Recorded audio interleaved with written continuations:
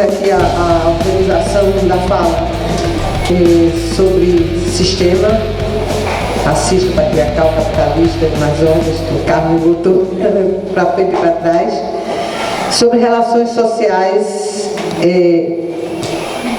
o conceito geral de relações sociais.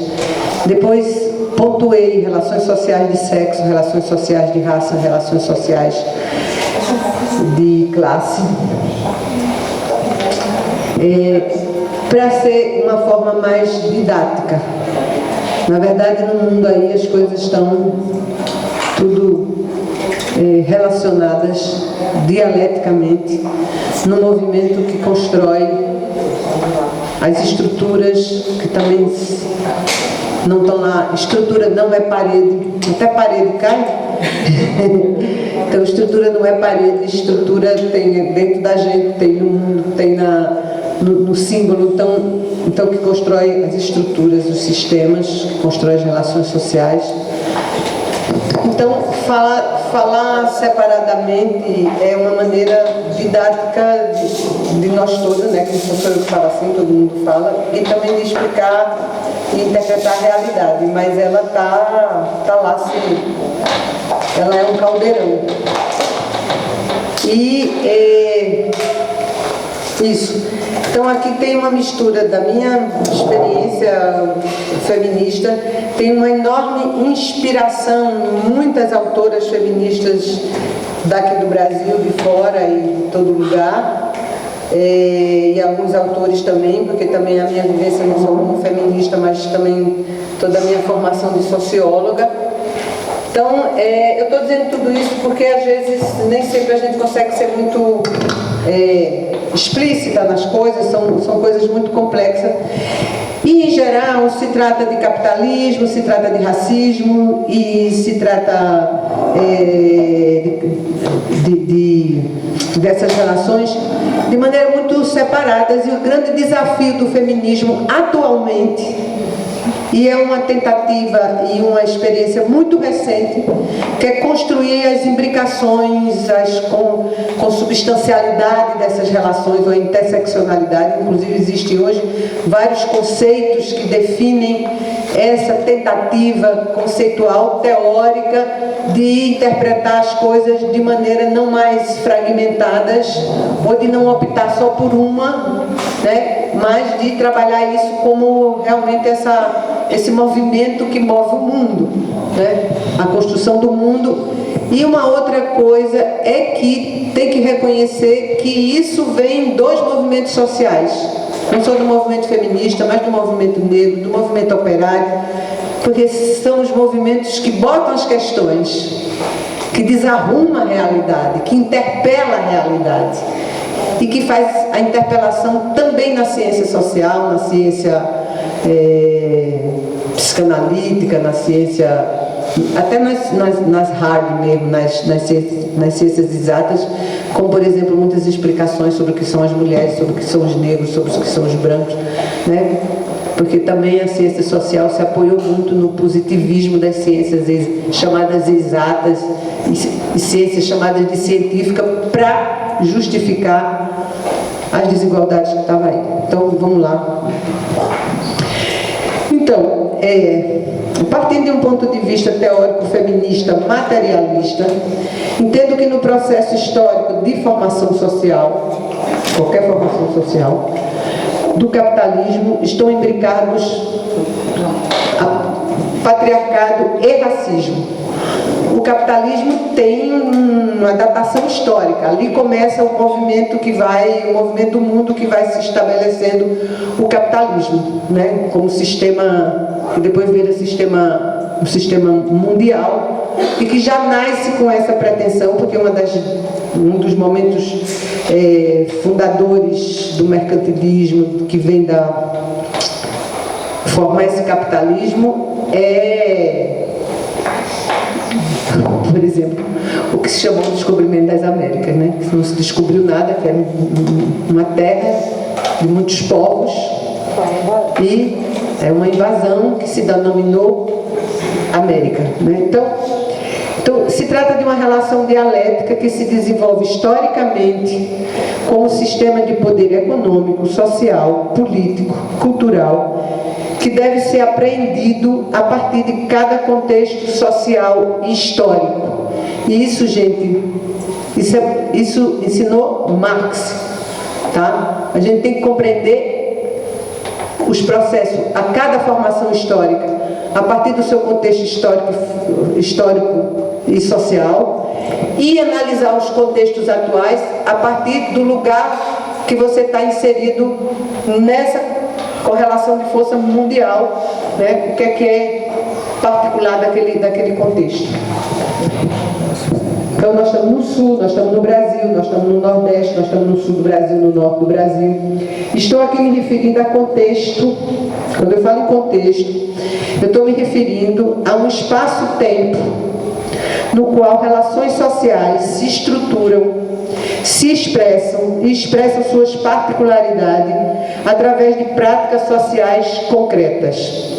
Implica um processo histórico de estruturação do modo de produção e de reprodução social, pela conformação das relações sociais de classe, de sexo, de raça, que se forjam de maneira imbricada e consubstancial, cuja dinâmica se estabelece na relação temporal entre presente, passado, local e espacial, local e global, e está determinada pelas contradições em curso. Quer dizer, esse movimento ele é contraditório, né? Um movimento dialético movido pelas contradições. E essa última parte é uma escrita minha, de Rivane e de Verônica. Eu tenho que dar autoria, porque eu não posso ficar forçado a autoria. Bom, o que é o capitalismo? Então, eu vou falar um pouquinhozinho separado de cada um, tá? Assim, se é que se pode, mas porque eles, como diz a Kierkegaard, ao mesmo tempo são sistemas autônomos e juntos, tá? Eles não são a mesma coisa, mas não são separados. É que a gente pode, porque um dá substância ao outro, tá? E um recobre o outro, mas não recobre totalmente. Então é esse movimento, mas bom. O capitalismo é o regime do capital, né? E a acumulação é o seu sentido absoluto. O capitalismo é uma relação social. O capitalismo é o sistema do capital. E qual é o grande objetivo do capitalismo?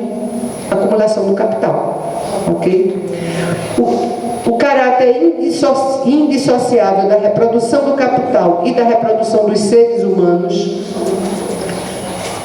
e a subordinação da reprodução à produção, a sujeição de um sexo ao outro, a sujeição de uma raça à outra e de uma classe à outra, é a substância das relações que formam esse capital. Quer dizer, a forma de produzir é também que define a forma da reprodução social, mas o Marx disse mais do que isso. Ele disse que o sistema capitalista é também um sistema antropológico, né? O sistema de produção é também... O que é um sistema antropológico? Ele constitui nós mesmos, né? Eles constituem os sujeitos, né?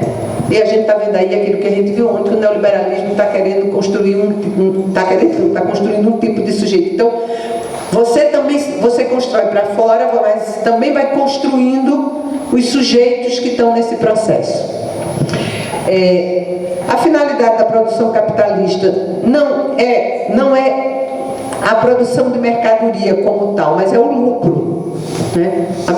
A forma mercadoria é a forma, né, que o sistema encontrou para acumulação, para o lucro, que é o que vai dar a acumulação do capital através do que se chama a mais-valia, né? A mais-valia, de uma maneira muito simplificada, é quando você captura, rouba o tempo das pessoas, que é o tempo do trabalho das pessoas, né?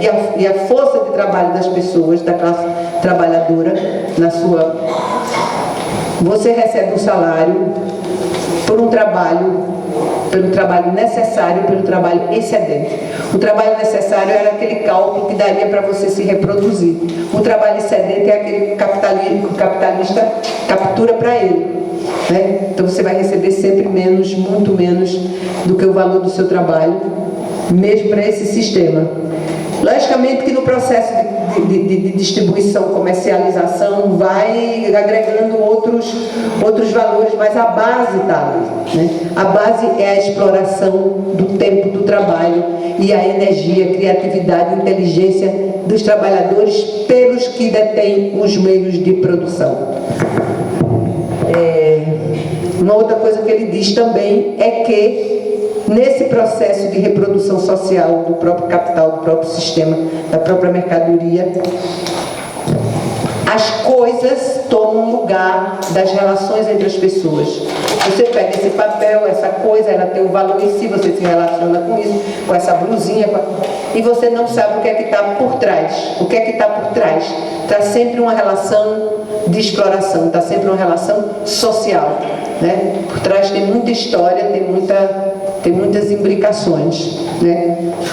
Agora, o pessoal lá de Toritama, junto com alguns grupos, inclusive feministas no Recife, lançaram, foi até lançado pelas deputadas da Junta num debate lá na Assembleia, um adesivozinho que diz você sabe como foi feito o seu vestido, você sabe como foi feita sua roupa, né? Então se chama o fetiche da mercadoria, tudo se apaga, né? Fica só ali a coisa em si. O capitalismo é indissociável da história de suas metamorfoses, de seus desencarrilhamentos, das lutas que os transformam, das estratégias que o renovam. E o neoliberalismo transformou profundamente o capitalismo, transformando profundamente as sociedades. Quem diz isso é Dardot e Laval. E um outro sociólogo feminista, não, marxista, que morreu recentemente, o Wallenstein, ele afirma exatamente isso. O sistema mundo e capitalista tem seu marco com a descoberta pelos espanhóis das Américas, né? Ele coloca ali, inclusive, o marco de construção dessa mundialização. Há uma frase de Marx que não envelheceu, né, que é o seguinte: na história real, concreta, como se sabe, o papel principal do desenvolvimento do capitalismo é desempenhado pela conquista, subjugação, assassínio para roubar, em suma, pela violência. Tá? Isso é do século XIX. Se trata de uma guerra que se trava por todos os meios disponíveis, inclusive o terror. Então, o que é a intervenção dos Estados Unidos só uma coisa bem recente, bem aí, no Oriente Médio?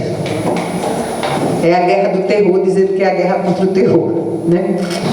Ali é petróleo puro. A descartabilidade dos seres humanos é, desde o início dessa formação, uma parte da sua estratégia, né? E que retoma de uma maneira pungente na atualidade. E aquela grande mulher socialista que se chamava Rosa Luxemburgo disse que as fronteiras são sempre ampliadas. Ela disse isso também já naquela época. As fronteiras do capitalismo são sempre ampliadas.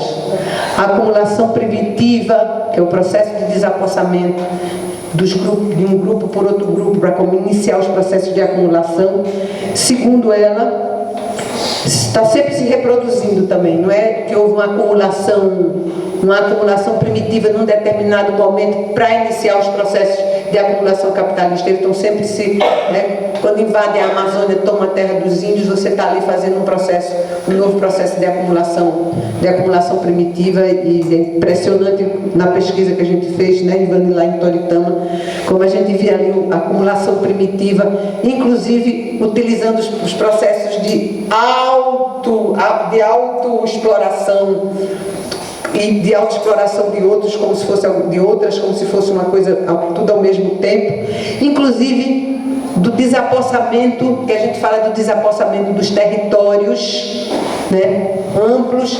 Lá em Toritama, ali, né, há um desapossamento da casa onde as pessoas vivem, tá? As pessoas instalam lugares para construir peças para ser vendida nas empresas, abdicando das salas de sua casa, dos quartos. Às vezes moram tudo entulhada no fundo da casa e o resto do espaço se torna um espaço simplesmente de produção. Quer dizer, é um desapossamento no âmbito da casa, do lugar doméstico, tá certo? Que é importante que a gente reafirme isso na nossa análise feminista.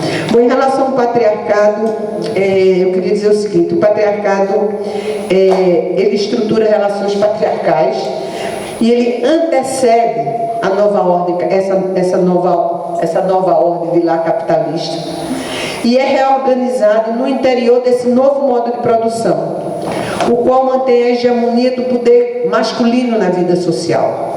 O capitalismo encontrou, estou falando aqui de uma maneira figurada, claro, mas o capitalismo encontrou nesse processo um presente, uma relação de profunda desigualdade, né?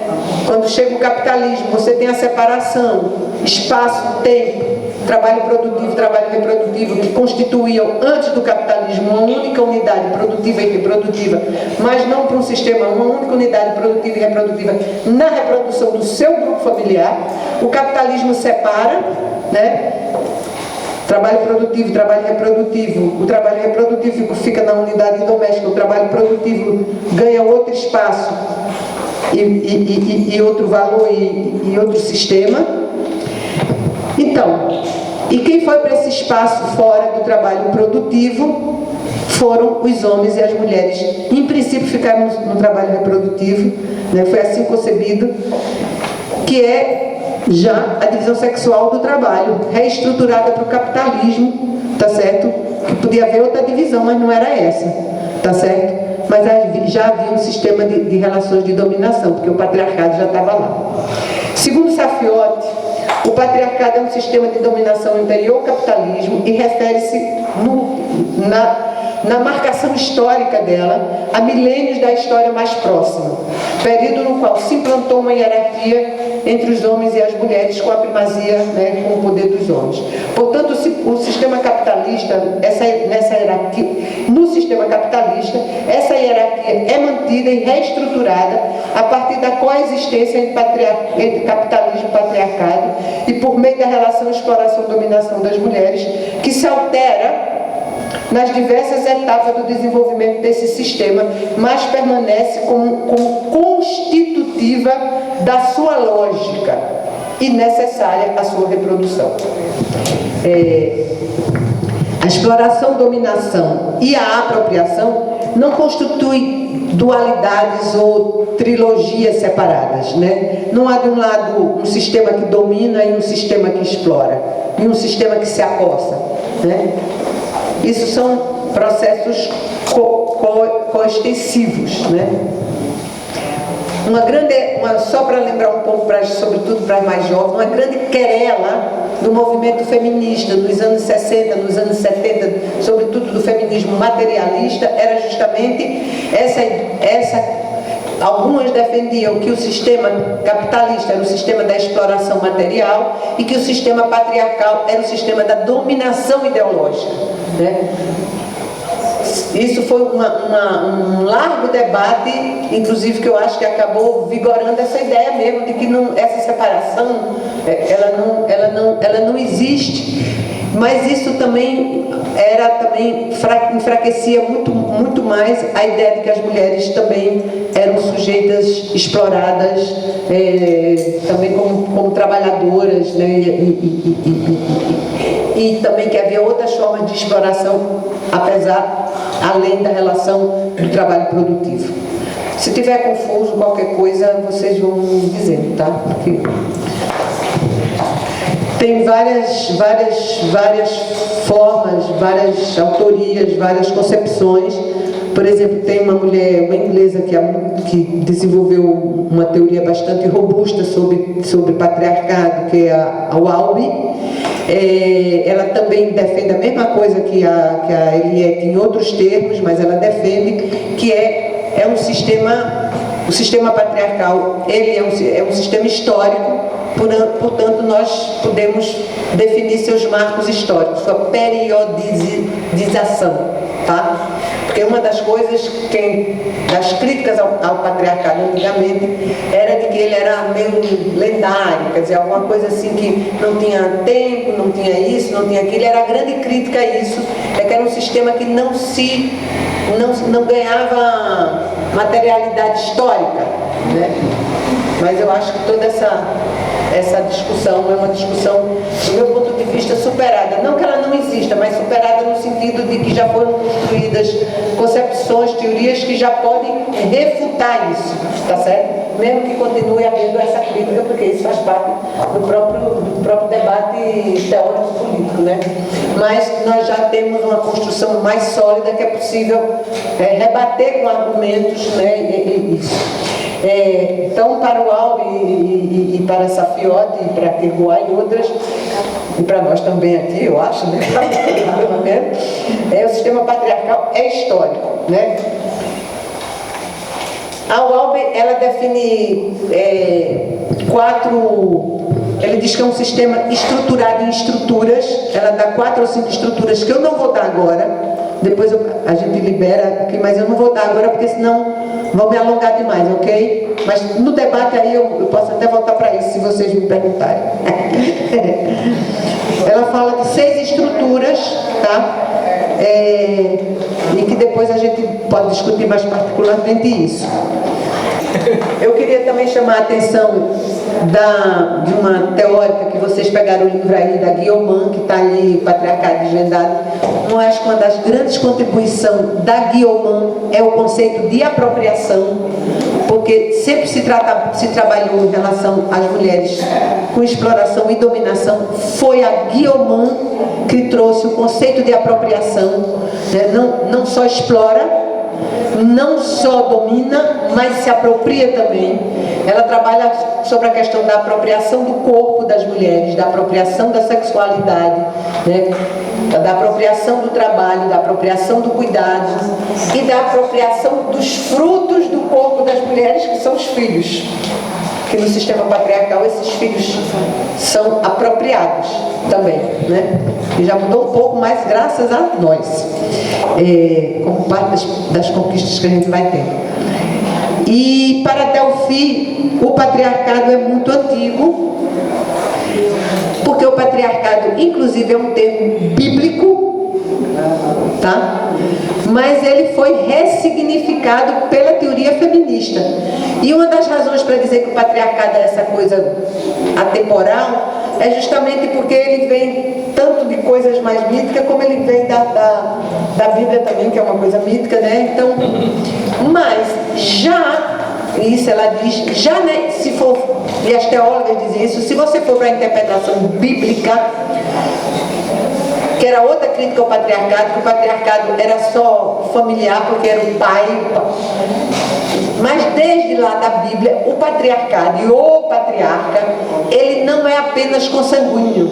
O patriarca era e é ainda os chefes tribais, né? Os chefes, né? Aqui no Nordeste a gente tem muito chefe tribal aí, não tribal, porque não é tribo, não quero nem usar essa palavra, mas chefe de grupos, né? Pega um coronel nordestino aí, disse, ele não só domina a família dele, mas ele domina a família dos seus trabalhadores, né?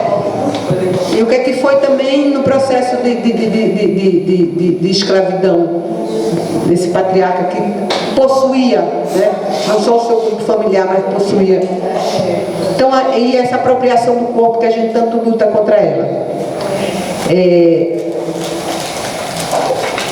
E uma das autoras que mais veementemente combateu essa relação é a Hartmann. A Hartmann definiu o patriarcado como um sistema de opressão dos homens, e a Delphi definiu o patriarcado como um sistema de opressão masculina também.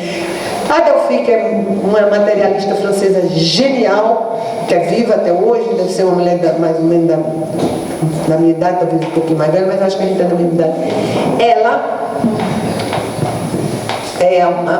definiu que a base material do capitalismo, ou do patriarcado, é o trabalho doméstico.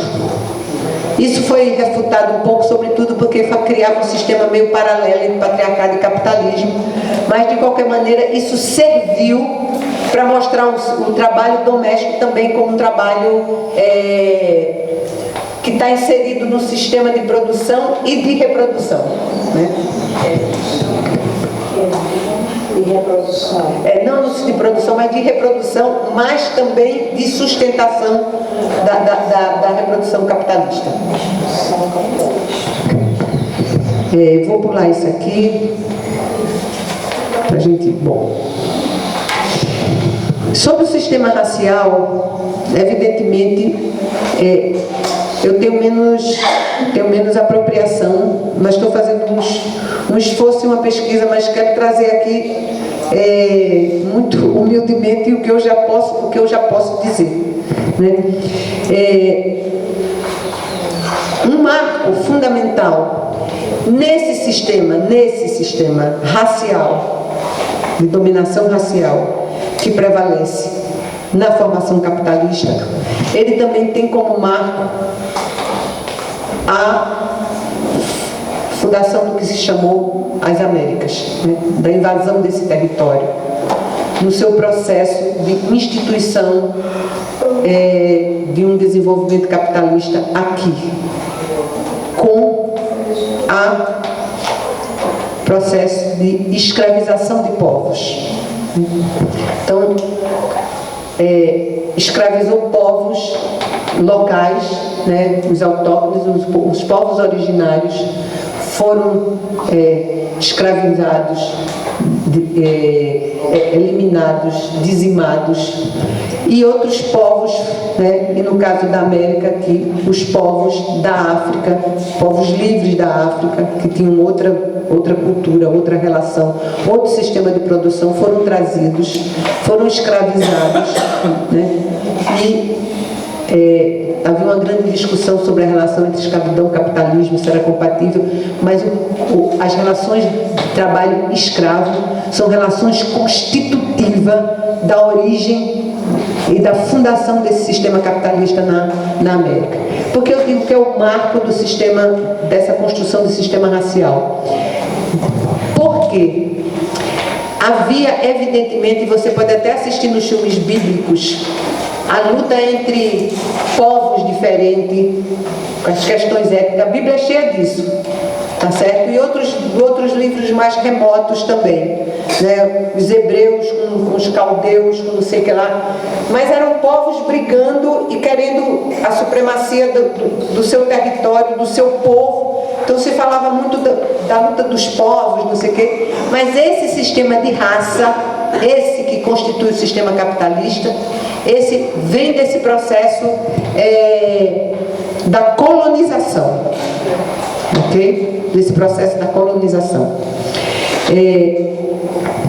E ele está baseado, assim como o sistema capitalista e assim como o sistema patriarcal, numa divisão social do trabalho, né? Que depois eu vou tratar isso nas relações sociais.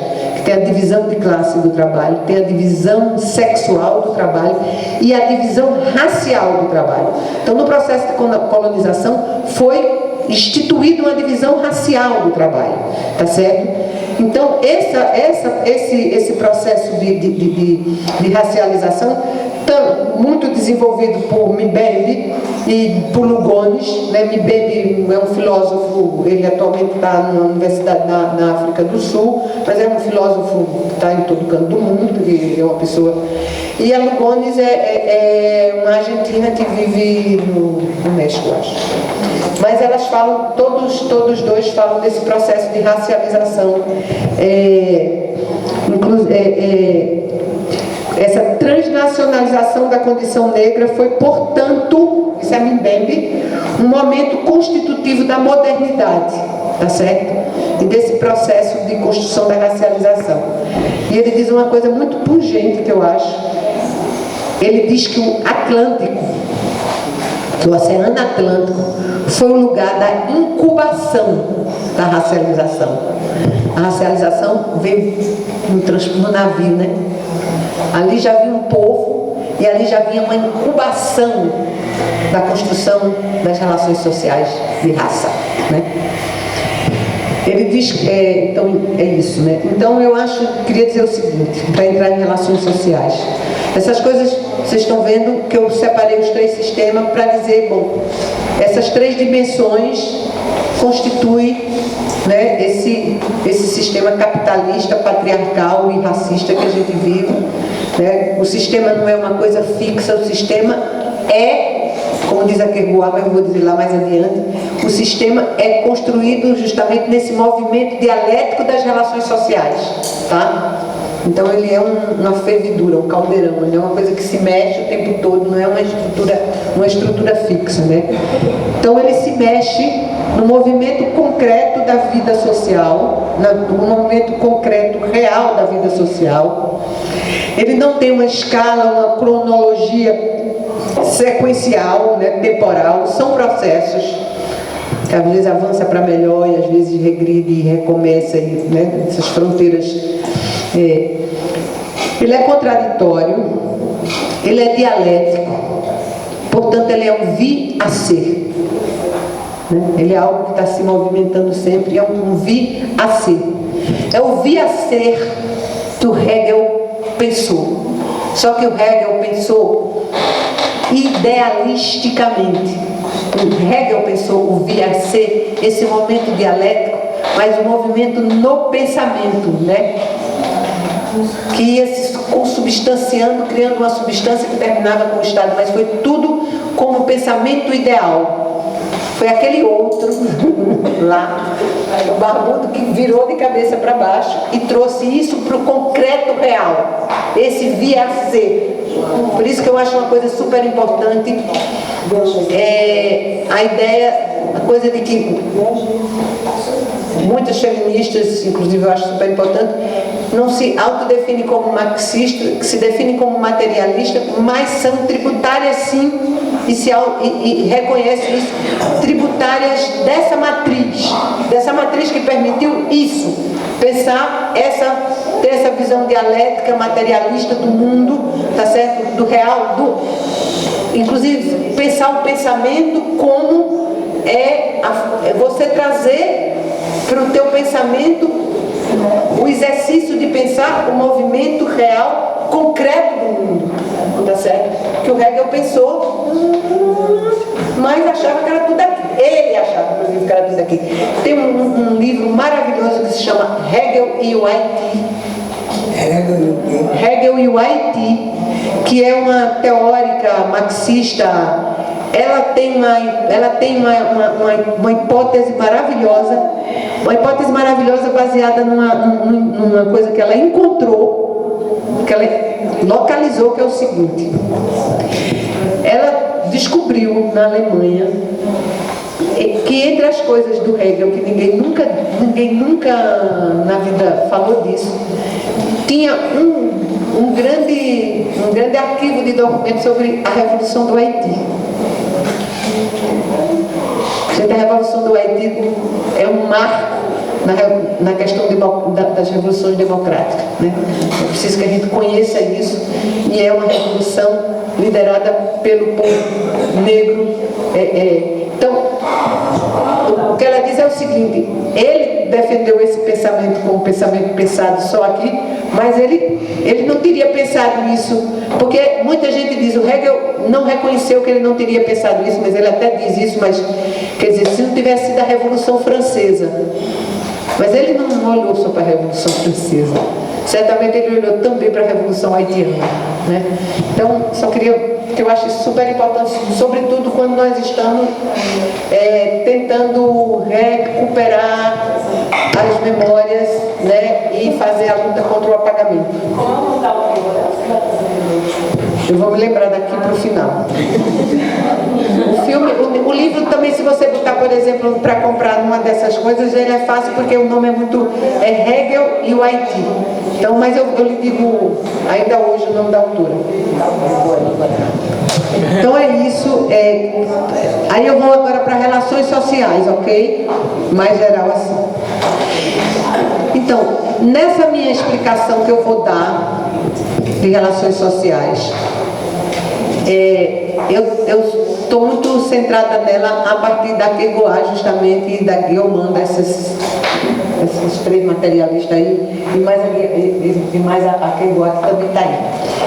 Eu acho que, né, essa concepção de relações sociais, que é um conceito abstrato, né? Cadê a relação social? Então é um conceito abstrato, é uma forma de definir justamente, é um conceito para definir esse movimento do real, do concreto, né? Do que se move aí para dinamizar. Uma primeira coisa que eu queria dizer sobre relações sociais é o seguinte: relações sociais é diferente de relação pessoal, né? Porque a gente diz as relações de opressão, aí as mulheres dizem, não, mas com meu marido eu não tenho opressão nenhuma, meu marido é outro, lava os pratos, não sei o que lá. Eu não estou falando do seu belo casamento. Eu estou falando de outra coisa, né? Que o seu belo casamento está num sistema, né, aí que é patriarcal e que é movido por relações sociais. E todos nós estamos inseridos em relações sociais. Então, o seu belíssimo casamento não tá ótimo, você sortuda aí. Seja feliz. Seja feliz, tá? Mas tá de parabéns. Onde foi que você encontrou esse achado? Mas não é isso que predomina. Nem o seu casamento vai salvar nós todas. É o melhor.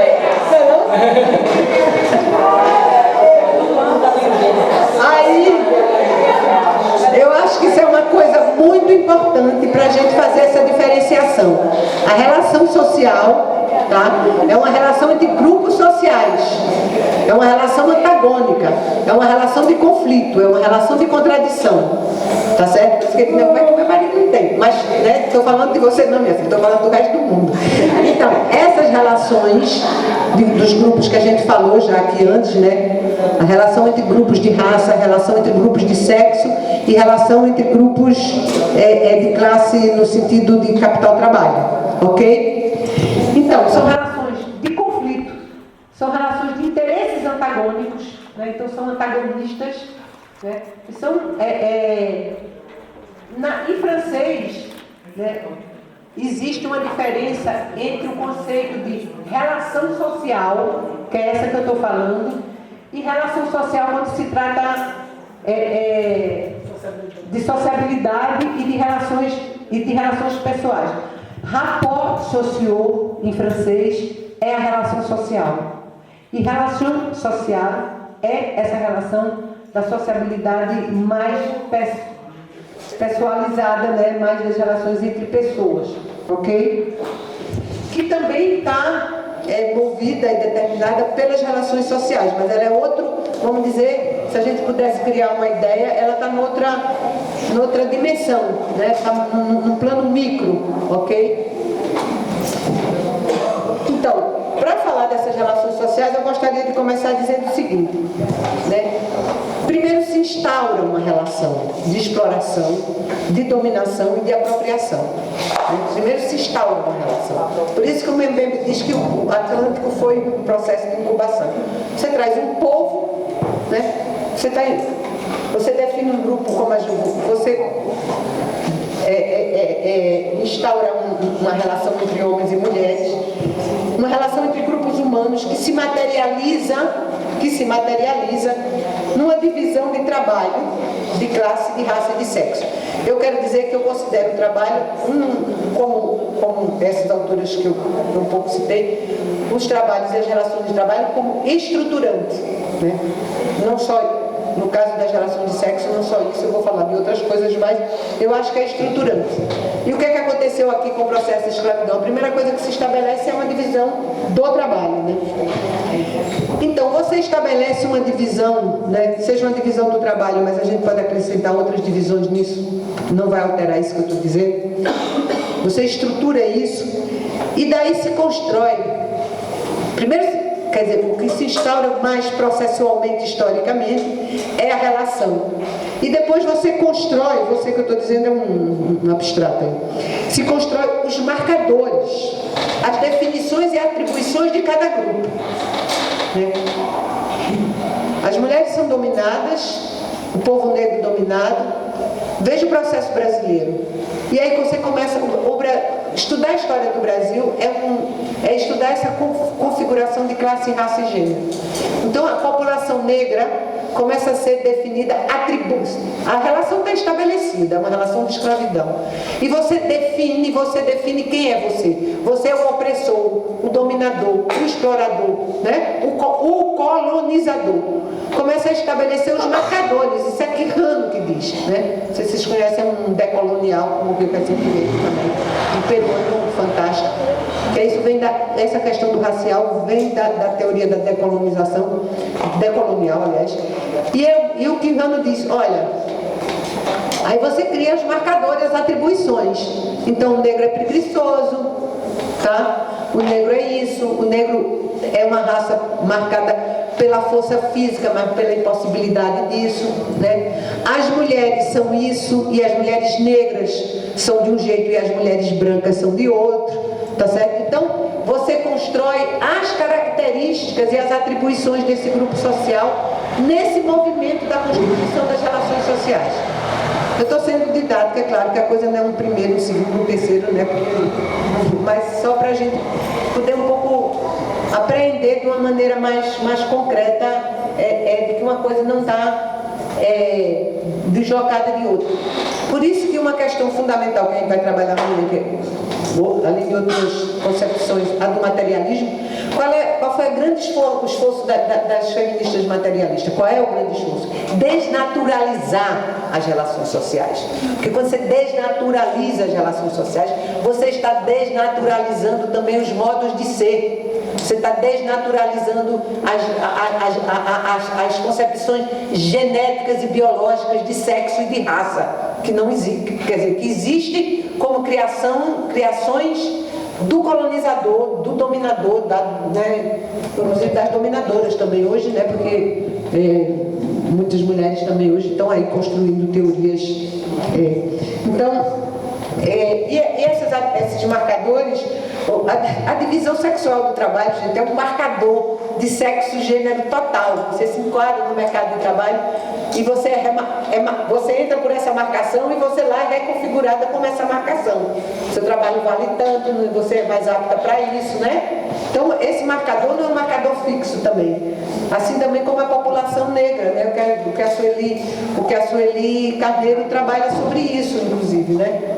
Inclusive com a história da boa aparência, né? Quando você vê boa aparência, precisa-se de trabalhadoras com boa aparência. Agora não pode mais porque vai ter processo, se tiver, já é um ganho. Mas a boa aparência é uma boa aparência europeizada, né? Sobretudo se você trabalha na linha de frente. Então é isso. Então vão se configurando e essas atribuições vão se configurando e vão criando formas de ser, claro, né? Porque através da dominação e da exploração e da apropriação, também você vai limitando o espaço de construção de cada ser, tá certo? E isso vai naturalizando e acontecendo uma coisa que o Bourdieu diz que é entre a evidência entre o material concreto e o simbólico. Mas isso é fruto da exploração, não do mundo natural. Não, realmente, as mulheres são muito mais aptas mesmo para o trabalho doméstico. Olha como ela faz bem. Claro, faz bem. A gente faz isso há séculos. Porque eu não sei fazer trabalho doméstico só porque eu faço. Eu faço porque todas as minhas ancestrais fizeram. E a gente tem uma memória ancestral também. Ok? Quando eu nasci, quem me segurava era minha mãe e minha avó. Ok? Então, eu sei, quer dizer, eu sei, vocês sabem, a gente está construído não biologicamente, está construído como constituição ontológica do ser, tá? Que é uma construção histórica, social, filosófica, não como uma constituição biológica, né? Então, é esse aprendizado. Aí diz, não, os negros, imagina, os negros são mais aptos no esporte. Onde eles se dão bem? Se dão bem no esporte por quê? Porque foi a via que encontraram nesse sistema repressor, explorador, apropriador, de sair um pouco, furar um pouco os bloqueios da dominação e da desigualdade. Né? Então, é uma questão super importante do meu ponto de vista, essa, né, para desnaturalizar essas relações. E essas relações, elas vão se configurando dessa maneira, né, essas atribuições também, e elas vão tomando forma nas práticas sociais, tá? Nas práticas sociais do todo dia. É aí que está o racismo, é aí que está o sexismo, né? É aí que está a luta de classe, o preconceito, a dominação de classe, e que agora está liberado para o Brasil, né? Agora a gente está um pouco, né? Mas agora está autorizada todo dia a ser racista, a ser sexista, a ser homofóbica, assim. Então, a relação social é uma relação antagônica entre dois grupos sociais, instaurada em torno de uma disputa. É uma relação de produção material e ideal. Essa frase, precisamente que eu disse agora, é uma frase de Daniel Kierkegaard. Então, ela é instaurada com uma dimensão material da vida, mas também com uma dimensão ideal, né? A gente pensa ela assim, a gente simboliza ela assim. Então, é isso. Depois eu vou falar melhor disso. E eu acho que tem uma coisa muito boa, que é o seguinte: pensar em termos de relações sociais significa que, para além das relações e dos laços dos indivíduos concretos, existe uma oposição sistemática entre grupos sociais que se opõem em torno de um angê, que é uma disputa material e ideal, e que estão estreitamente associados, né? De novo, são relações socialmente construídas. Porque o social não é pensável como, isso aqui eu estou falando, como simples adição de indivíduos, né? Não é eu, mas você, mais ela, mais ela, mais ela, mais ela, essa ideia da multidão que foi questionada, e é o que está de novo querendo, né? Forçosamente, essa coisa do individualismo é a configuração da ideia de mundo, de sociedade, como uma soma de indivíduos atomizados, né? Mas não, nós somos todos mediados, né, por relações sociais, nós estamos dentro de relações sociais, dentro e fora, né? E ela opera como uma realidade produzida através de integrações múltiplas entre indivíduos e agrupamento. Isso quem diz é o Korn. É um homem materialista e feminista. Do ponto de vista teórico, ele se diz que ele bebe suas ideias no feminismo materialista. E também uma coisa que a Kierkegaard diz, que eu já disse, que as relações sociais de sexo se constroem a partir de uma leitura crítica do paradigma marxiano, tá? Então, as relações sociais de sexo, por exemplo, foi uma grande contribuição do feminismo materialista. Mas eu queria dizer outra coisa que eu acho que eu vou ter muito lugar, mas eu quero terminar. É isso aqui. O caráter dinâmico das relações sociais é central para uma análise crítica que dê sustentação aos projetos políticos de transformação social. Porque a relação social nos dá essa relação de antagonismo, de contradição. E se a gente quer pensar um movimento para transformar, para revolucionar o mundo, seja qual for a estratégia, pode ser até a da reforma, não importa qual, a gente tem que ter consciência que do outro lado tem antagonistas, que há adversários, sim, que há mais precisamente inimigos do outro lado, tá? Nessa perspectiva, as relações sociais de classe, de raça, de gênero, elas são relações que são coformadas, tá certo? E reproduzida de maneira inextricável, né? Uma reproduz a outra no processo histórico, no processo social histórico. Essas relações não são redutíveis uma à outra, tá certo? Mas se produzem e reproduzem por um movimento permanente de imbricação, que são as relações sociais como relação entre grupos.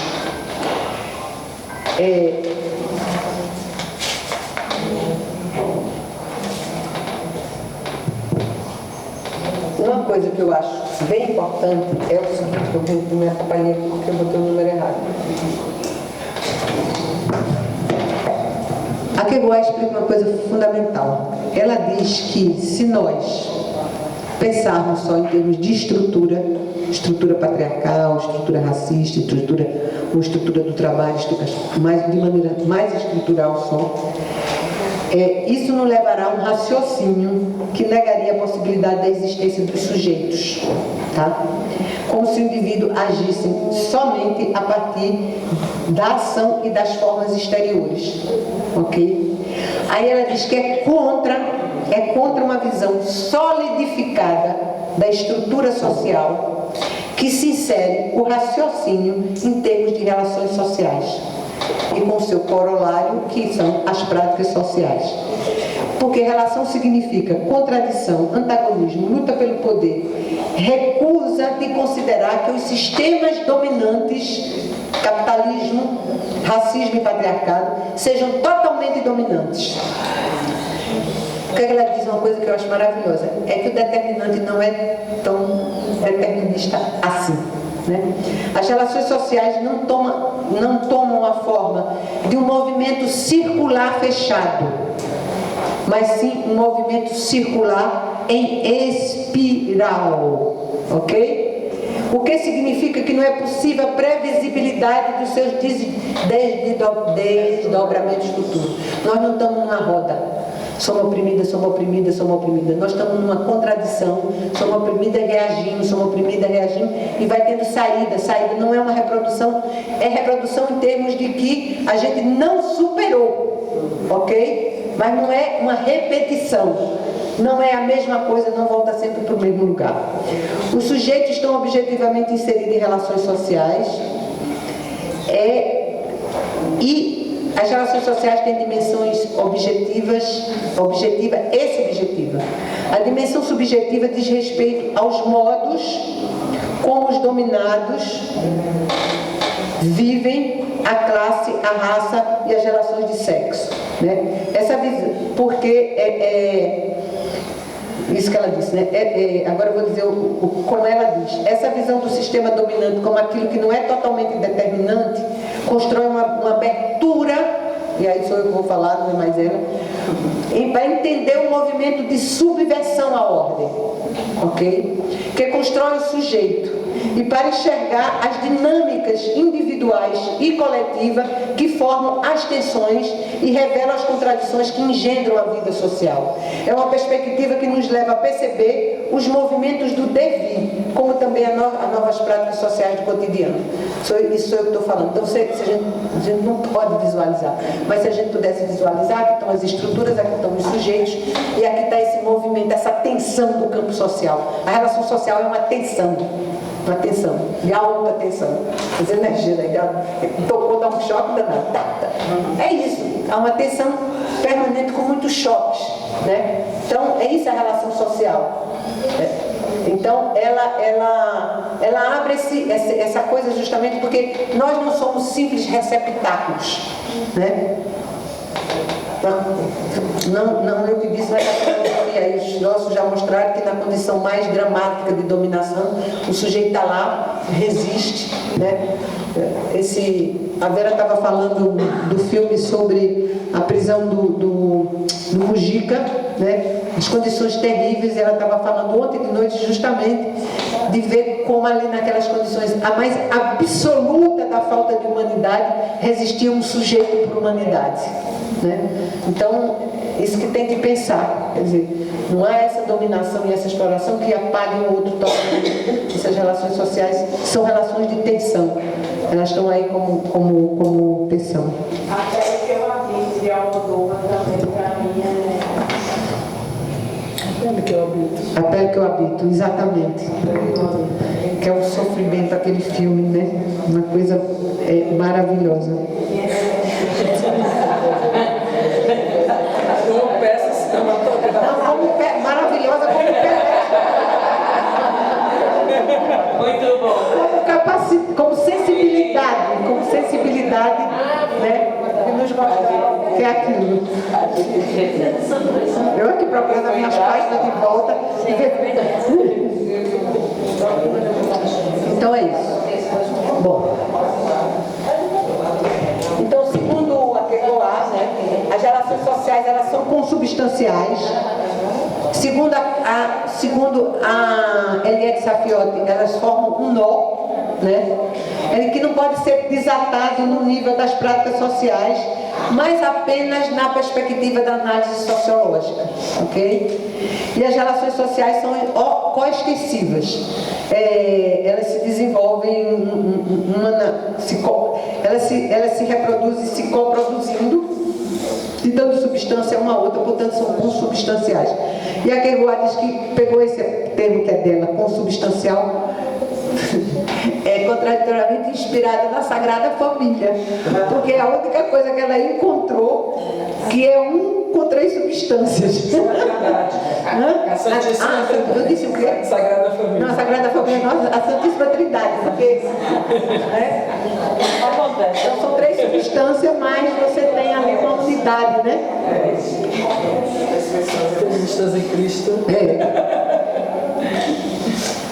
Então, cada uma delas se constitui, cada uma das relações sociais se constitui a uma só vez uma relação de dominação simbólica, de opressão física e de exploração material, né?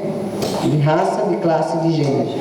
E é sobre a imbricação das relações sociais, ela demonstra que não se pode tratar essas relações como hierárquicas, mas como coextensivas, né? Do meu ponto de vista, eu vou passar para outra coisa, essa ideia de que as relações são coextensivas e consubstanciais é muito importante, inclusive, na superação de uma polêmica também do feminismo dos anos 60 e 70, que era qual é a relação principal, qual é a contradição principal e secundária. Tá? Então, vinha dos marxistas que a relação principal era a relação da contradição de classe, né? E vinha de várias correntes feministas dizendo, também definindo que dentro da relação classe e relações de gênero ou de sexo, a relação principal para o feminismo era isso. Então tinha essa polêmica que também tem com o movimento negro, que tem com todos os sujeitos que constituem a produção, que torna visível essas relações, né? Outras relações e outras contradições além daquelas que teoricamente já estavam estabelecidas como relações de contradições.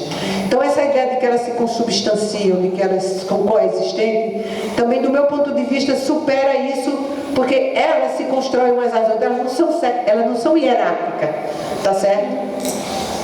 Para o sistema, todas são absolutamente necessárias, no sentido de que são elas que estão movimentando o que se chama esse sistema, né? Quero voltar para onde eu estava, porque do tempo não pode dar outro. Tomei tanto cuidado com isso.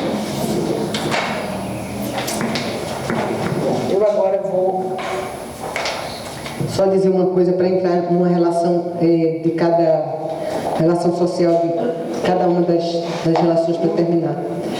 Eu queria também dizer só uma pequena explicação também do Fercon, que ele diz o seguinte: o conceito de relação social permite ultrapassar dialeticamente a oposição entre a abordagem subjetiva e a abordagem objetiva da realidade social e as unilateralidades recíprocas que ela engendra. Então, ela é ao mesmo tempo uma relação objetiva e ela é ao mesmo tempo uma relação subjetiva, tá? Ele diz que, consequentemente, toda relação social existe ao mesmo tempo no pensamento e fora dele, no ideal e no material, e ele diz que está dizendo isso para retomar os termos do Maurice Godelier. E essa feminista materialista pouco conhecida no Brasil, que trabalha muito com relações sociais, que é a Steve Jackson, ela ela afirma que, sendo essas três relações sociais, de sexo, de raça e de classe, conformadas e imbricadas inseparavelmente, é preciso, então, as tratar intelectualmente, politicamente e metodologicamente com a mesma importância. Segundo essa autora, e concordando com ela, podemos dizer que não há um fio principal, tá, através do qual possamos rejuntar as outras duas relações sociais. Né? Isso que eu pensei a partir do que ela pensou. Quer dizer, você não pode achar que aqui é esse fio e que é em torno desse fio que as outras se enrolam. Né? Isto é, ter a relação de classe como era antes, ou qualquer outra como um eixo e base da imbricação das relações sociais. Então não tem essa relação que é a base da imbricação. Elas se imbricam mutuamente e coextensivamente uma na outra. E eu considero que o caráter dinâmico das relações sociais é central para uma análise crítica que dê sustentação, eu já disse isso, aos processos políticos de transformação social.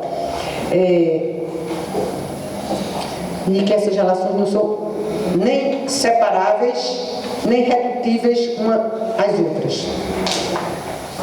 E as relações sociais, como relação entre grupos sociais, são marcadas por desigualdade de poder, por contradição e antagonismo, e não são redutíveis, portanto, nem a dimensão objetiva, nem a dimensão subjetiva.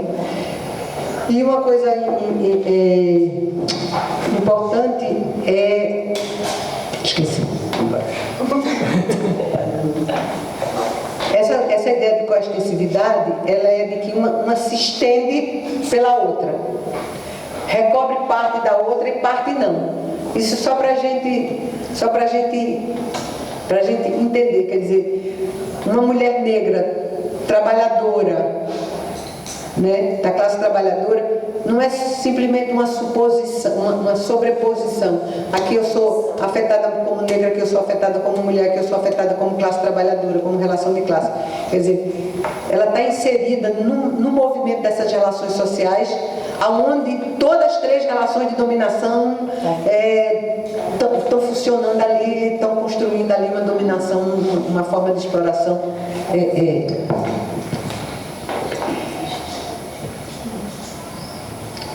E evidentemente que, como eu disse antes, as relações sociais implicam uma maneira de ler a realidade social, o seu movimento. E elas integram, como diz o PFF, elas se integram, né, e elas estruturam a totalidade do campo social.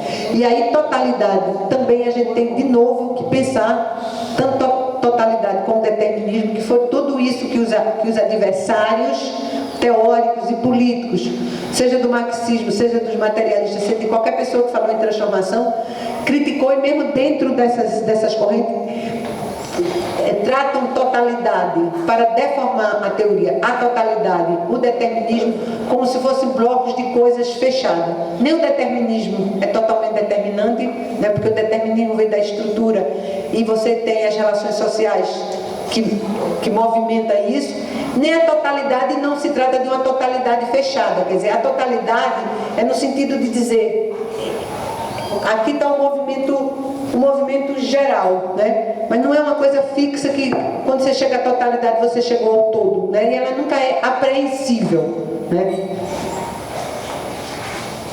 Você enuncia a totalidade do campo social para dizer que tudo isso forma, não tem nada fora disso, e a gente está vendo, né, por exemplo, de uma maneira muito prática, só para uma ilustração, não sei nem se realmente define isso que eu estou querendo dizer, mas de qualquer maneira, o que é que você pensa que nessa atual etapa do capitalismo, uma tribo indígena que está absolutamente ali, no fundo da Amazônia, né? Nesse movimento dessa totalidade capitalista, como esse patriarcal e racista desse movimento, se não chegou como ameaça, pelo menos, mas já chegou, né? Então essa totalidade está sempre se reconstruindo.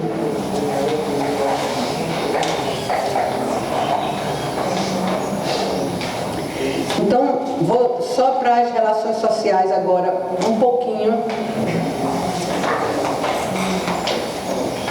e dizer que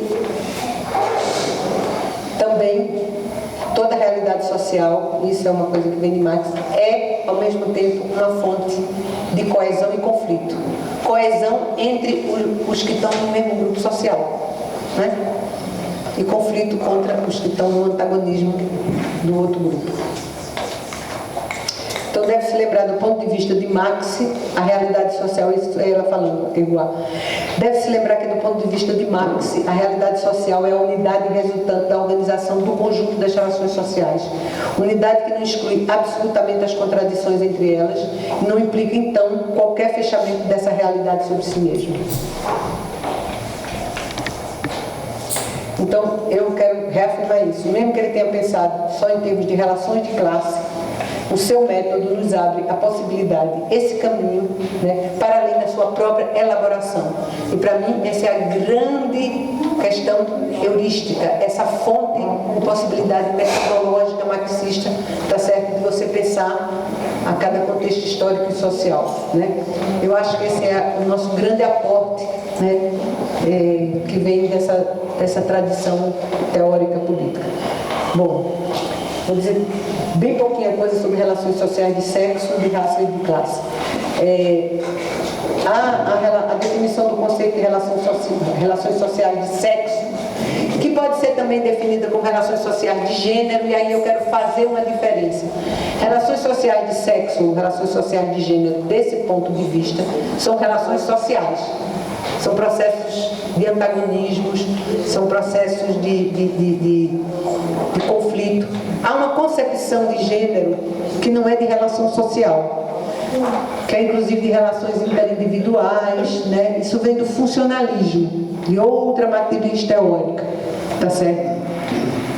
Que é a que vem lá de complementariedade, que muitas das feministas que trabalham com essa coisa falam em inserção no sistema, tá certo? Então, que entende gênero apenas como atributos ou lugares de inserção, né? Que vem dessa corrente teórica funcionalista que trabalha o mundo como processos de equilíbrio, né? Sistemas em equilíbrio.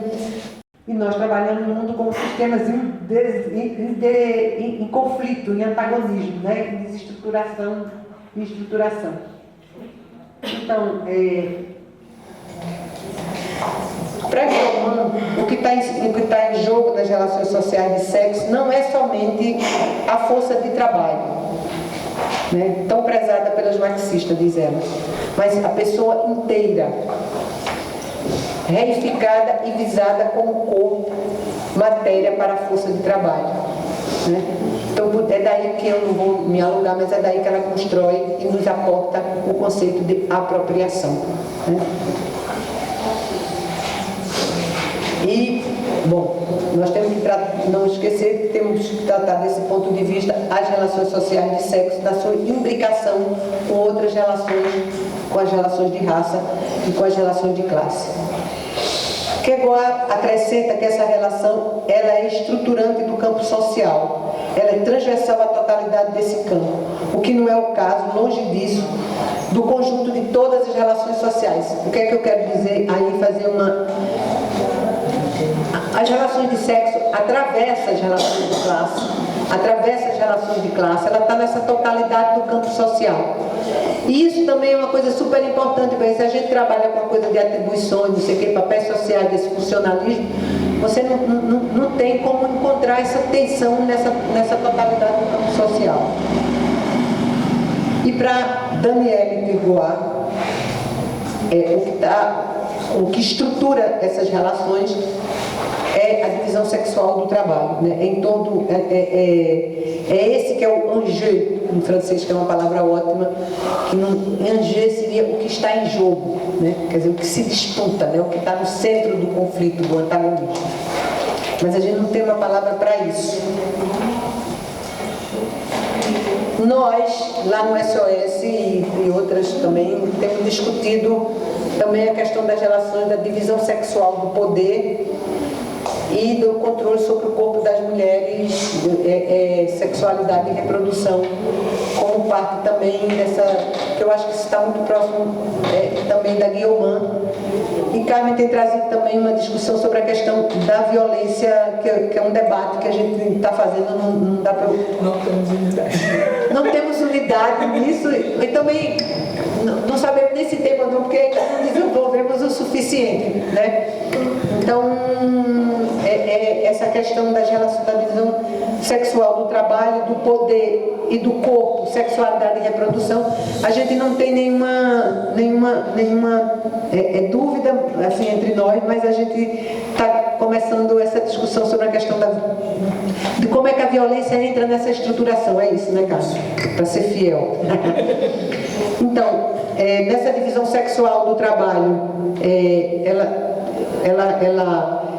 a gente precisa lembrar que é no capitalismo que se divide trabalho produtivo e trabalho reprodutivo, né? Se instala com a chegada da ordem social capitalista,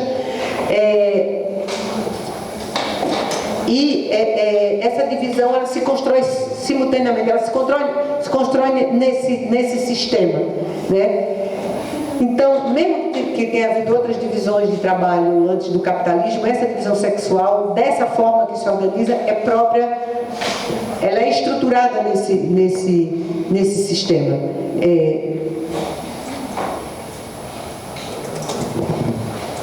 Então, nessa nova ordem, você tem uma dinâmica que estrutura a relação social de sexo, que estrutura uma divisão sexual do trabalho, ela estrutura uma divisão sexual do poder, ela estrutura, né, uma forma de controle sobre o corpo e a sexualidade, que não é só dessa ordem capitalista, né? As antropólogas e etnólogas feministas estão cansadas de mostrar lá, primordialmente lá, em tempos muito remotos, né, o controle sobre a sexualidade e sobre a reprodução e pelos homens, e as formas que as mulheres encontravam, inclusive, de reação a isso. A definição se devia reproduzir, se não devia reproduzir, está lá. Inclusive, acossamentos, né? Tem uns textos eu acho que é da Tabet mesmo, ou é do próprio Godelier, não sei, que mostra aí os rituais masculinos, inclusive de reprodução biológica, né? Inclusive com tribos da Amazônia, não só lá, que era aquela, depois que a mulher paria, os homens faziam um ritual também do parto, vindo do corpo dele. Quer dizer, não tinha, para se apossar daquele ser novo produzido como um ser de propriedade do chefe, do homem, né? Então tem vários rituais, também não posso me alongar aqui. Inclusive toda aquela discussão sobre as mulheres como um vazio e o sêmen como uma planta. Tem um monte de coisa aí que não são ficções, são frutos de muitas pesquisas, mas tem formas de controles e de reação muito grande. Então, isso. Então, é uma relação estrutural, né? É uma relação de exploração, dominação e de antagonismo, e são teorizadas como antagônicas. E elas formam as categorias de sexo. Como eu disse antes, são as relações sociais que vão formar as categorias de sexo, que vão definir o que é homem, o que é mulher, né? E eu acho que é uma grande discussão para o feminismo, porque nós somos mulheres por uma construção sócio-histórica. Tá? A Colan diz uma coisa muito linda: nós nos reivindicamos politicamente como mulheres para explodir com este conceito. Porque para explodir com o quê? Com essa relação. E quando a gente explodir com essa relação, não tem mais essa definição. E como é que nós... Porque nós fomos dominadas, apossadas nessa relação, né? Socio-historicamente. A divisão sexual, essas divisões que eu falei. Temos uma coisa muito nova no feminismo, que é uma nova experiência socio-histórica de ser mulher, que são as mulheres trans, que inclusive traz uma outra discussão para a própria relação corpo-sujeito, né? E do meu ponto de vista não se trata só de agregar, de uma coisa aditiva, Nós devemos agregar politicamente na defesa de que se constitui sim uma categoria de mulheres, ou parte da categoria mulheres. Só que nós precisamos, no diálogo com elas, porque são elas os sujeitos, nessas que se autodefinem como mulheres trans, né? Como é que essa experiência sócio-histórica delas altera, inclusive, essa experiência sócio-histórica de nós todas, para a construção dessa categoria mulheres. Ok? Agora vamos para relações sociais de raça, do que eu posso dizer também. Como já disse, é formada num processo de colonização, né? E eu trabalho com esse conceito que vem de várias autoras, mas tem uma que desenvolve mais, que é uma mulher chamada Devreux, mas a grande pensadora dessa coisa no feminismo francês foi a Guillaume, né? A Guillaume. Então, a formação de um conceito para definir essas relações, que é o conceito de relações sociais de raça. Mas talvez pudesse parar um pouquinho, sabe? Só falta essa de classe rápida. Vocês querem que eu termine ou vocês querem descansar 5 minutos?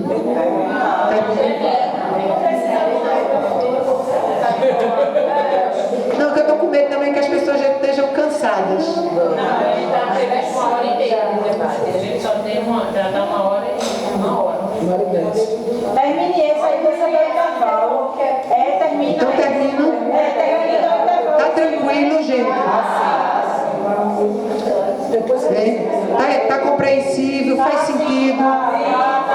Eu estou preocupada porque como é longo e eu não posso fazer curto. Porque a tarefa, tá indo bem. Podia diminuir as conversas paralelas, né? Tu termina esse aí,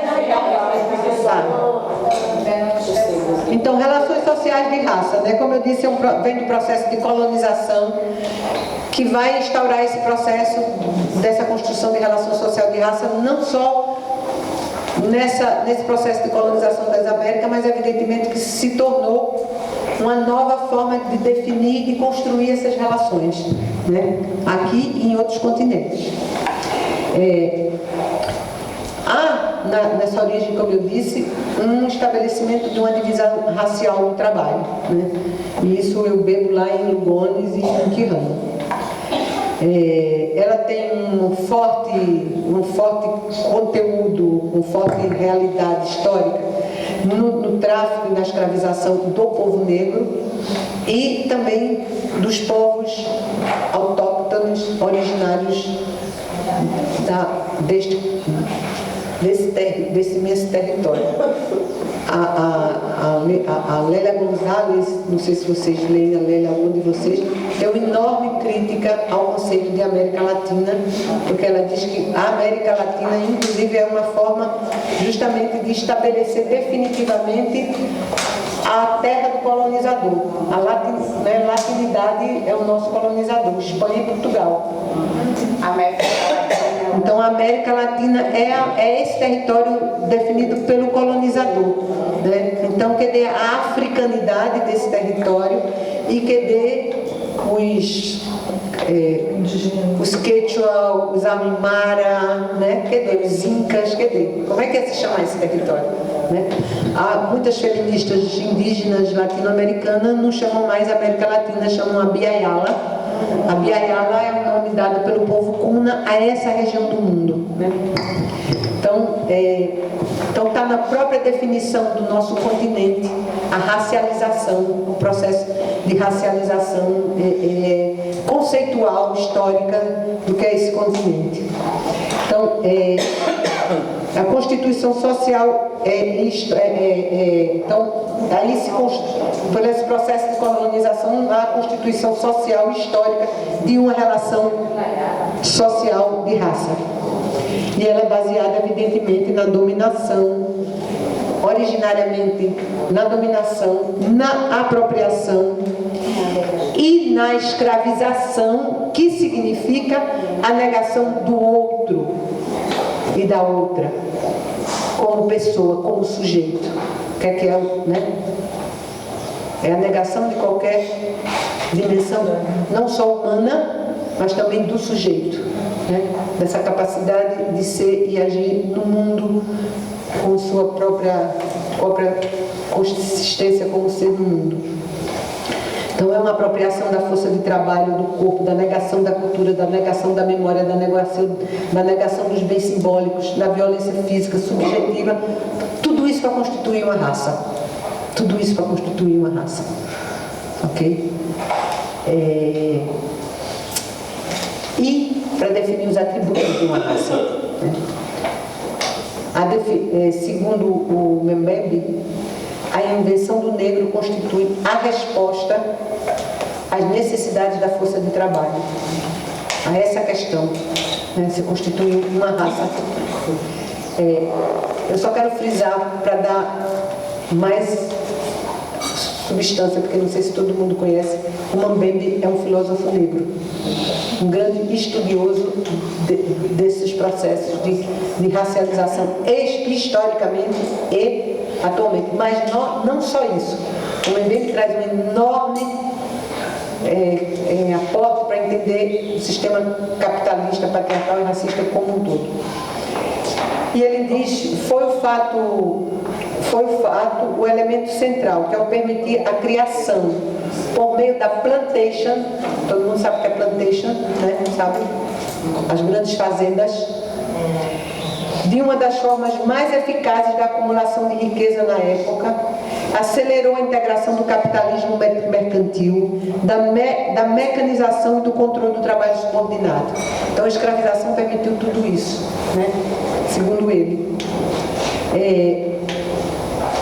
Então, eu acho que essa divisão racial do trabalho e esses outros elementos constituem um elemento central na formação das relações sociais de raça, que eu acho que é incontornável por uma visão materialista, né? E é indissociável do processo de colonização da região e as formas e meios de estruturação e reestruturação do racismo, né? Porque, inclusive, ele defende que é uma nova forma de racialização para responder às necessidades deste contexto histórico do capitalismo, do patriarcado e do racismo, né? Porque a cada nova etapa de organizar as relações de produção e de reprodução, você precisa de ideologias e de teorias que justifiquem aquelas formas de explorar, de dominar e de se apropriar. Então há toda uma nova concepção que é baseada, se você for ver, numa nova forma de racialização do sistema mundo, né? E há também, né, um elemento central na contraposição, justamente, que é as formas de organização do povo negro, que está desde lá, né, mas que ganha muito mais, uma dimensão muito maior nas últimas décadas, em termos de explicação do mundo, né? Mas as lutas raciais estão lá nos quilombos, estão, né, totalmente apagadas da nossa história, né? E tem muitas tem esse termo, esse conceito agora de se aquilombar, né, que eu acho que é um aporte maravilhoso porque por um lado é o processo de racialização, mas por outro lado é o processo de recuperação de memória e de formas de luta. Então essa ideia do aquilombar é que o movimento negro, inclusive, está buscando nas suas origens essa forma de se aquilombar e está trazendo para nós de todos os movimentos sociais, né? Que é o que dá aí essa tensão no mundo. Então, a Guilherme fala da descortinar a ideologia naturalista também para a questão racial, e ela mostra isso muito claramente, desvenda a raça como um sistema de marcação física, né, arbitrário, que cria indivíduos grupos a marcar seus corpos com uma suposta diferença natural, que justifica as desigualdades sociais, né? E o processo de escravidão foi uma marcação social, uma marcação simbólica e na forma de apropriação foi uma marcação física. Que é a característica mais profunda da apropriação do outro sujeito, né? Que considera não sujeito. E eu acho que muitas dessas coisas que ela pensou e a Fouquet depois, vem inclusive das mulheres negras e chicanas nos anos 60 e 70 americanas, né? As mulheres que se chamam chicanas, que são aquelas mulheres que estão ali na divisa, ou que são de origem da América Central e vivem nos Estados Unidos, também constitui ali também um grupo completamente racializado, também em termos da sociedade americana, né? E vem essa imbricação entre classe social, raça e relações sociais de sexo, foi uma coisa muito trabalhada por um coletivo feminista dos anos 70 nos Estados Unidos, que se chamava Combahee River, que era um grupo de mulheres negras, lésbicas e feministas, que é importante retomar isso porque é alguma coisa da fundação do feminismo. Então por isso que eu sempre acho que a gente deve dizer, o feminismo foi hegemonizado por um feminismo branco, mas ele não foi originário e construído exclusivamente por um feminismo branco, senão a gente está apagando as mulheres lésbicas e negras que constituíram esse feminismo, tá? O nome desse coletivo é Combahee River, Rio Combahee, né? Combahee River. A gente tem, se você quiser, Carol, inclusive o primeiro manifesto delas. É muito lindo. Bom, a gente depois pode socializar para a lista do grupo, né? Está citado. Então, e aí vou falar muito rapidamente das relações de classe, primeiro porque todo mundo já sabe, primeiro que é mais difícil de explicar, mas todo mundo já sabe. Então, do ponto de vista de Marx, ele define as relações de classe e a partir do seu lugar nas relações de produção, né? O que define a classe social é o seu lugar na relação de produção. Você tem de um lado os donos do meio de produção e do outro lado os trabalhadores, que são os reais produtores. Os produtores são os trabalhadores, né? Mas a gente chama produtor e os que tem, inclusive uma usurpação. E está situada sob o signo da exploração, da dominação, e essas relações de classe engendram os antagonismos fundamentais, segundo Marx, entre a classe dos capitalistas e aquela dos trabalhadores e assalariados. Então tem toda uma discussão que eu não vou fazer agora, mas só para a gente ficar atenta. Muitas teóricas feministas já colocam também a questão das relações de sexo, das relações de raça, como parte que se define também pela inserção nas relações de produção. Então não seria só o antagonismo capital-trabalho ali naquela forma mais restrita. Isso é uma coisa para a gente ir avançando, né? Mas não é uma coisa que importa agora.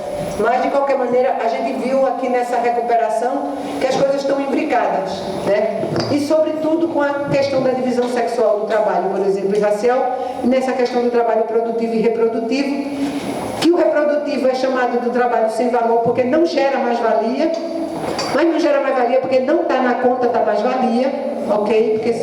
Porque essa conta da mais-valia,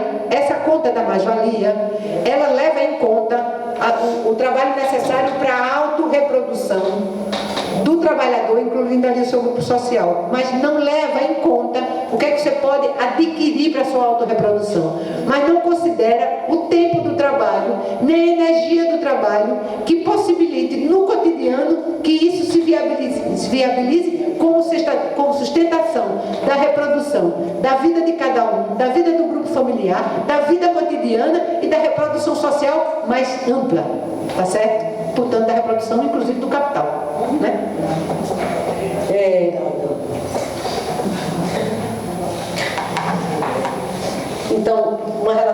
relação de classe, segundo Marx, mas a gente pode usar para qualquer uma, são sempre definidas uma em relação à outra.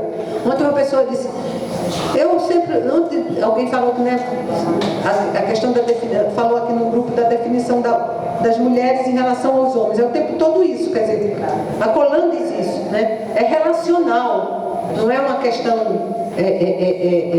puramente pessoal. Então, as relações de classe, elas se definem uma na relação com a outra e são fundamentalmente conflituosas. As classes não podem, então, ser definidas separadamente. Elas só existem em relações conflituosas, né? As relações de classe entre os que possuem os meios de produção e exploram o tempo e o trabalho e a força do trabalho e os que vendem a sua força de trabalho, né? Há uma belíssima discussão de um marxista chamado não é só o Ben Said, não, é o Sereni também, sobre a apropriação, sobre justamente, que eu acho que é inspirado em Biomani para dizer isso, mas tem essa coisa de que você compra a força de trabalho, mas o Sereni diz uma coisa fantástica. Ele diz que se você for mesmo estudar o Marx, né, você vai ver que o Marx, quando fala, ele usou essa ideia de comprar a força do trabalho para dizer, né, que ela é inseparável de quem porta a força de trabalho. A minha força de trabalho é inseparável de mim, né? Sou eu que porto essa força de trabalho, essa criatividade, essa falta de criatividade está em mim, né? Então, quando você diz que compra a força de trabalho, né, você está dizendo que você justamente não compra a completude do ser, né, do outro. Então, mas isso é uma questão filosófica, sociológica, difícil para construir, mas o que eu quero dizer é que são questões que estão em discussão. Eu trabalhei até um pouco isso na relação corpo-trabalho, tá certo? Só dando, também posso depois socializar com vocês, só mostrando um pouco que esse é um debate também que a gente tem que fazer, porque fomos nós as feministas que sempre falamos dessa apropriação do corpo, né? Então, eu acho que isso é uma questão bem importante. Então, é isso.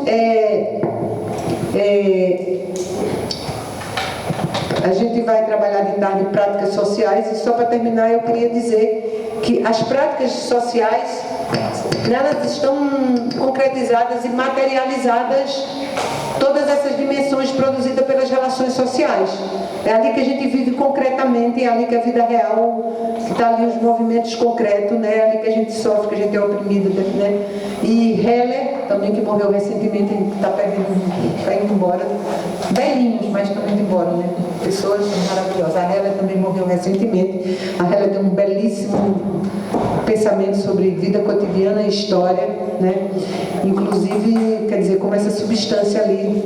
E também José de Souza Martins, que é um sociólogo brasileiro, quando ele se vive, se alegra, se sofre, né? Essa vida cotidiana, onde estamos nós, o homem e a mulher real, concreta, né?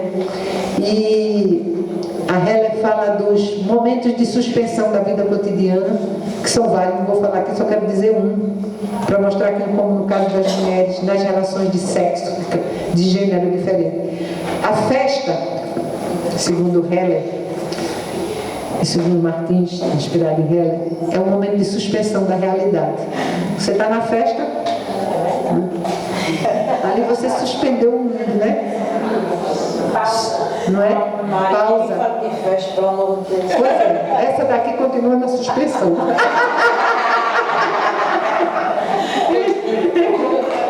Só que em muitas festas, e para a grande maioria das mulheres, o momento da festa é também o momento do trabalho reprodutivo. O que significa que para as mulheres dificilmente é possível construir a suspensão pela festa na vida cotidiana. O momento de estar no mundo atuando também. Não é, Carol? Então, é isso, né? Mas esse é o jeito, né? Nós inclusive, estamos encontrando os meios de combater. E para combater, você tem que, né, ir fazendo as mediações sobre isso. Então, de tarde, nós vamos trabalhar aí na prática, nas práticas sociais na carne, como tudo isso se toma forma. Tá bom.